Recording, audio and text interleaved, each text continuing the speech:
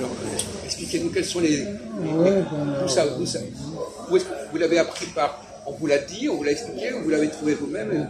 Disons qu'on a tendance à se dire que les enfants, les garçons et les filles, comme ça, ils n'ont pas les mêmes centres d'intérêt. Par exemple, un garçon, il préfère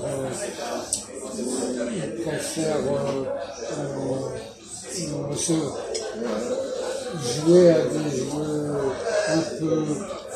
un peu physiques, alors que les filles un peu moins. On va essayer d'éviter les enfants, enfin bon, admettons. Alors, à votre avis, dès l'enfance, qu'est-ce qu'ils distingue les garçons et la fille, à part du problème des jeux, etc. Est-ce qu'ils ont une manière de s'exprimer différente?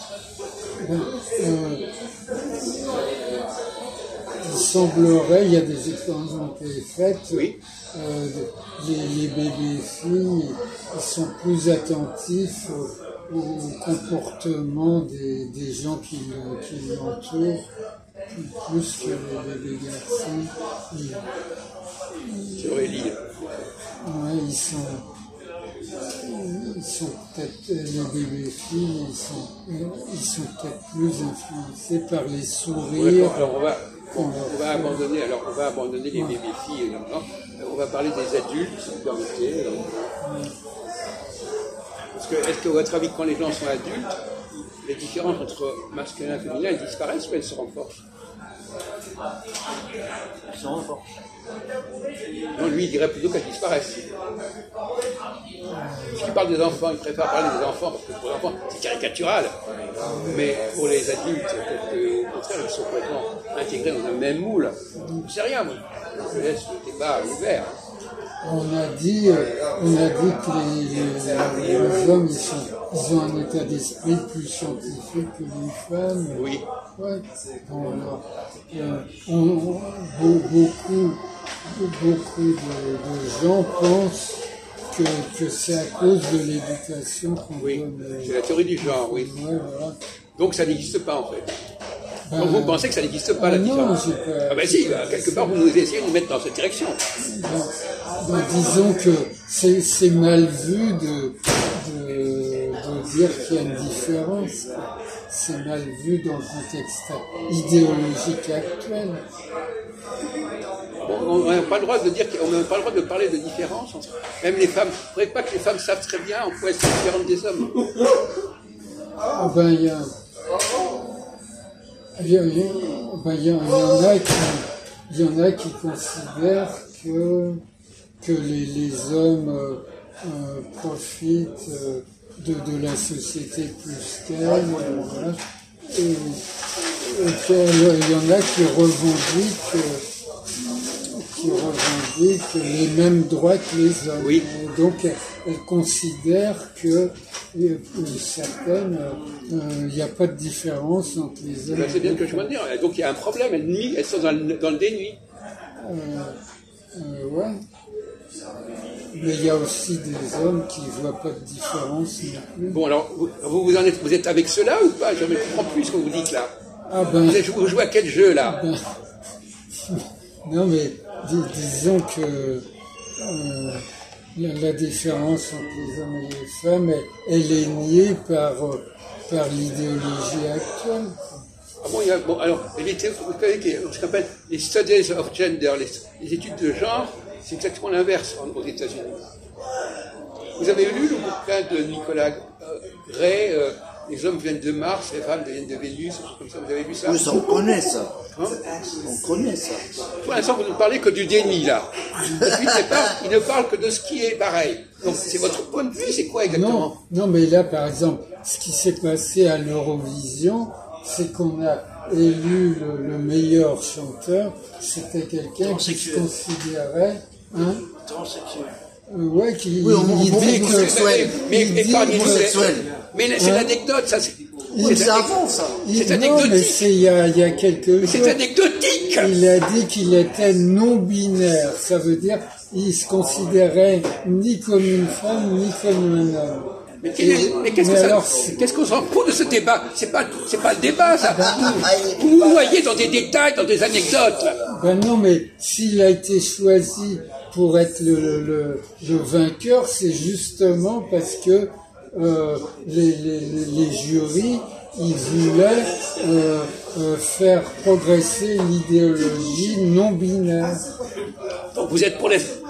Où en êtes-vous? On commence à tenir 5 avec vous. Vous êtes comme non, ça. mais je suis pas forcément. Mais on parle pas de ça, nous. Alors, pourquoi vous en parlez? Eh ben, On vous demande de répondre clairement. Ce qui dit 5 des hommes et femmes, on vous demande pas de tout mélanger.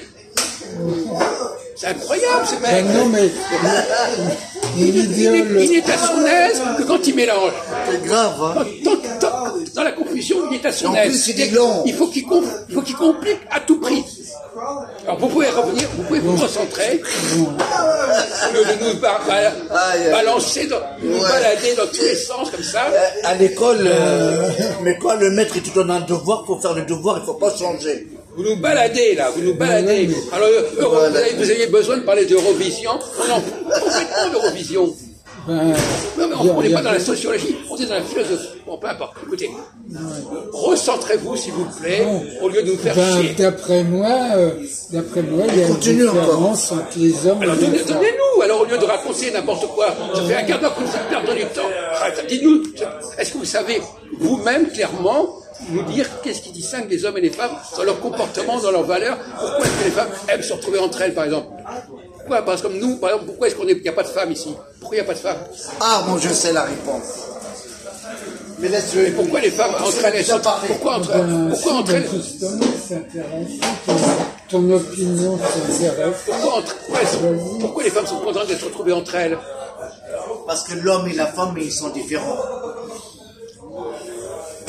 Non mais écoutez, c'est aussi nul. Alors non mais il se paye de mots, ce pauvre garçon. Et quand vous avez dit ça, vous n'avez rien dit.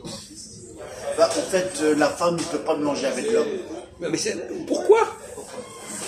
Vous n'arrivez pas à formuler clairement votre pensée. Non, mais j'arrive, t'inquiète. Ah ben alors, vous nous tiendrez au courant dans un an si vous avez trouvé quelque chose. Non, mais vas-y. Pas parce que l'homme, il a des paroles le plus important. Et la femme, il ne peut pas mélanger avec l'homme parce que c'est pas les mêmes paroles. Oui. Ça va pas assez loin, ça. Qu'est-ce qu'elles ont? C'est-à-dire que Ben voilà, je prends une image par exemple. Une femme, il peut rigoler pour rien, tu vois. Je pense. Hein. Oui, c'est vrai. Voilà. Alors l'homme, c'est pas pareil. Alors, bon, admettons que ce soit vrai ce que vous dites en effet. Pourquoi est-ce que c'est comme ça? Qu'est-ce qui fait dans son fonctionnement, elle va être comme ça? C'est le problème, moi, ce que j'appelle le problème du ça et du surmoi. Quelles sont les contraintes que l'homme accepte et quelles sont les contraintes que la femme accepte qui ne sont pas les mêmes? Est-ce que le ça de la femme est le même que le ça de l'homme? Non, c'est pas pareil. Et le surmoi de l'homme est le même que le surmoi de l'homme? Non, c'est pas pareil. Est-ce que la femme a un autre surmoi que celui de l'homme? Et inversement. Est-ce qu'elle se contrôle autrement sur d'autres plans? Voilà. c'est-à-dire, on rappelle ce que l'on entend par le ça et le surmoi. Le surmoi, c'est le contrôle de ce qu'on fait, le contrôle de ses sens, etc. Le ça, c'est quand on laisse ce contrôle, on le contrôle plus. C'est la spontanéité. Mais en fait, si je réfléchis bien, en fait, c'est l'homme, il prend tout sur le dos. Parce que l'homme, il doit contrôler sa femme et puis la famille. Bon, écoutez, revenons à Serge, parce que là, effectivement, on vous aide. Est-ce que les hommes et les femmes ont le même rapport au contrôle? Non. Est-ce qu'elles contrôlent les mêmes Moi, choses? disons, on a tendance à parler de l'intuition féminine, c'est-à-dire que... Ah, il n'est pas loin, là. Mais ça, c'est des trucs là. Mais ça, c'est des lieux communs. Ça, c'est des. Ouais, vous ressortez mais... des lieux communs qui. Ouais, c'est le mot que. Si vous prenez 1 million de personnes, vous allez sortir le même mot. Par exemple, une femme, elle a besoin pour elle. Hein. Je ne parle pas pour l'homme. La femme, le plus important pour elle, c'est maquiller, c'est faire belle pour elle. l'homme, c'est pas pareil. Oui, mais c'est l'inverse en fait. C'est le contraire. C'est intéressant. Oui, donc cette soirée est toujours organisée sur les mêmes choses. Le grand et le petit, etc. Alors effectivement, à votre avis, est-ce que vous êtes d'accord avec Machin pour dire que les femmes contrôlent mieux leur apparence ou qu'elles la contrôlent moins? On l'a laissé rentrer tout seul dans les cheveux. Est-ce que nous sommes, nous, hommes, qui contrôlons plus notre apparence ou moins? Non, l'homme c'est plus, mais la femme c'est moins. Eh bien alors vous dites le contraire là. Ah oui, oui, j'oublie. Vous avez dit le contraire. Oui, je comprends. Alors voilà, c'est ça le malheur. Tu as été mort de rire le aussi. C'est vrai, la femme est contre, mais l'homme c'est plus.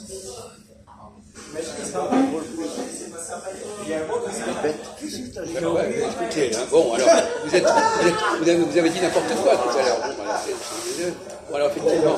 Alors, au niveau de la parole, c'est pareil. Qu'est-ce qui contrôle le plus la parole, l'homme ou la femme? C'est l'homme. Quand les femmes... Ah, vous n'êtes pas d'accord avec moi là?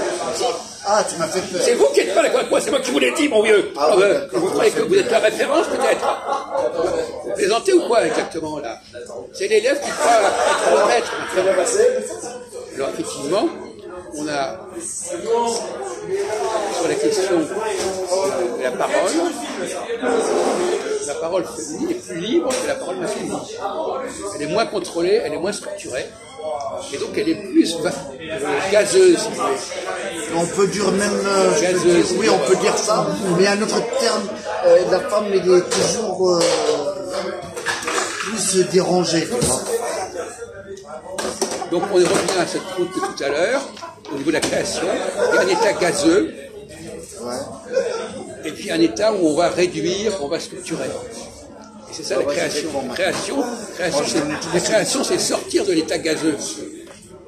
Donc le Dieu qui crée, il sort l'humanité d'un état gazeux. Ça tombe bien maintenant. Et la femme, elle veut revenir à cet état gazeux. C'est la guerre. La guerre. La guerre. La guerre Alors, pour ceux qui veulent. on est là. Il y a ceux qui veulent sortir. Oh Philippe, on est là. Il y a ceux qui veulent sortir de l'état Ah, gazeux. ils arrivent. Ça va? T'as bien mangé? Salut, tonton Algérie. Là, tu l'as vu, non? Non, mais on n'avait pas parlé. Alors, concentrez-vous, ils vont nous écouter si ils veulent. Donc là, voyez-vous, on vous apporte des choses plus concrètes, on rapport à la discussion tout à l'heure. Il y a ceux qui veulent sortir de l'état gazeux. Donc, on appelle le rapport entre la matière et la forme. Donner de la forme à la matière. La matière, c'est. D'ailleurs, le mot matière, entre parenthèses, ça renvoie à la mère. Féminin, maternel. Donc il y a la matière, et quand on veut sortir de la matière, on veut construire quelque chose. Et il y a ceux qui veulent le contraire. Ils veulent revenir à l'état gazeux. Ils veulent revenir à un état indifférencié. Parce que quelque part, comme vous disiez vous-même, au fond, refuser la différence, c'est revenir en arrière. Parce qu'au début, il n'y a jamais de différence. La différence, elle se construit progressivement. La fille, là. Donc c'est la nostalgie d'un état gazeux, d'état indifférencié, qui anime. Et vous pouvez, par exemple, vous pouvez très bien assumer cette situation, mon cher Serge. C'est-à-dire que structurellement, vous êtes plutôt vers l'état gazeux, vous pouvez plutôt revenir à l'état gazeux que d'en sortir. Il y a la moitié de la population qui sont comme ça, donc c'est pas un problème majeur. Tout à l'heure, vous parliez de guerre, c'est ça? Non,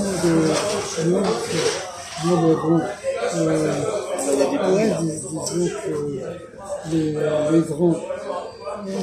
Disons que les grandes structures sociales de civilisation jusqu'ici, elles ont été façonnées par des hommes. Donc l'organisation du monde a été C'est ça, c'est plus les femmes. Quoi vous parlez là? Il parle du métier. Mais non, mais vous n'écoutez pas, vous écoutez à moitié, vous ne comprenez même pas ce qu'il dit.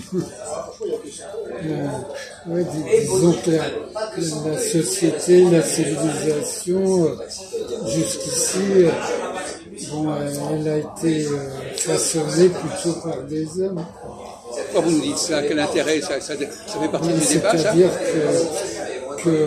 parce qu'on parlait du contrôle, je veux dire qu'on a cherché justement à s'extraire du milieu gazeux, du milieu. Mais non, ça a toujours été comme ça. Mais non, mais ça a toujours été comme ça. Vous dites que c'est comme si c'était un progrès. Ça n'a pas changé, ça. T'avais quoi le petit blond? J'ai l'impression que ça a changé, ça n'a pas changé. Avec le code cheval.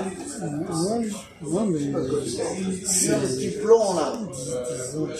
Et je dirais même que c'est normal, que c'est nécessaire. S'il y a des différences, c'est qu'elles sont nécessaires, mon vieux. Elles ont une nécessité, ces différences. Mais il n'a pas parlé sans moi. La différence qu'il y avait au départ, Parce que lui, il est parano. quand l'homme et la femme ont été créés, ces différences, elles sont utiles et justifiées. Oui. Justement, on essaie de comprendre en quoi elles consistent, ces différences. Quelle est l'utilité de... Quelle est l'utilité le fait que les hommes ne contrôlent pas la même chose que les femmes? Et à quoi ça sert? Quelle utilité le fait qu'il y a des hommes qui cherchent à sortir de l'état gazeux et les femmes qui cherchent à revenir à l'état gazeux? Il ne faut pas dire que c'est un truc comme ça, par hasard. Est-ce que c'est nécessaire ou pas nécessaire? C'est la question. Parce qu'aujourd'hui, les hommes, ils sont pas capables, c'est tout. Maintenant, vous voulez que il n'y a pas de nécessité, c'est simplement comme ça va bouger, ça va changer. Vous êtes en état gazeux, c'est-à-dire que c'est pas structuré. Vous avez peur de la structure. C'est-à-dire que le Dieu créateur, il a fait exprès parce que c'est utile, il a fait exprès de faire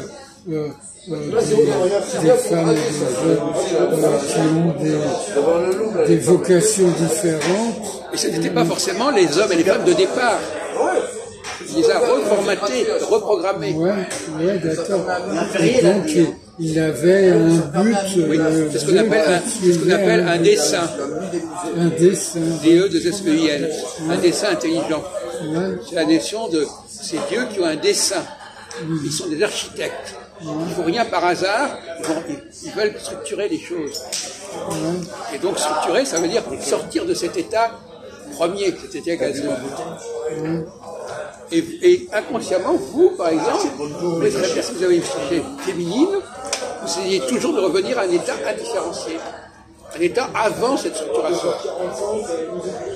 C'est ça qui ressort de notre discussion. Alors, quel est l'intérêt pour Dieu de faire des femmes qui veulent revenir à l'état gazeux? Mais parce que c'est un phénomène cyclique. Est-ce que c'est intéressant, par exemple, qu'il y ait l'hiver et le printemps, par exemple? Donc vous êtes en train de vous poser la question de la cyclicité. Pourquoi est-ce qu'il y a le jour et la nuit aussi pendant que vous y êtes? Pourquoi faire? C'est une bonne chose qui a un aspect cyclique. Oui. Il y a un aspect cyclique. Il y a un moment donné où il faut accepter de revenir à l'état gazeux, par exemple. Vous ne savez pas ça?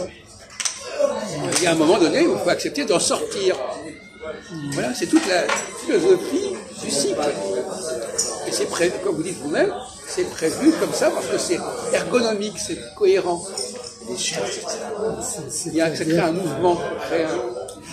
La civilisation ne va pas dans un sens déterminé. Elle régresse, elle progresse. Parce que les gens qui sont progressistes, ils pensent qu'il y a une direction automatique qui va être suivie. Le marxisme prévoit une transformation de la société. Il y a un mot qui répond à ça, c'est l'alternance. L'alternance, le mot-clé. Alternance. Les démocraties, comme jusqu'à preuve du contraire, elles demandent l'alternance, oui ou non? Donc c'est un principe fondamental de l'alternance. L'alternance, ça veut dire qu'il faut passer d'un état à un autre. Et inversement. AB, AB, AB, oui ou non? Alors la question qui se pose, c'est de savoir comment... est-ce qu'on connaît les règles, les lois de l'alternance?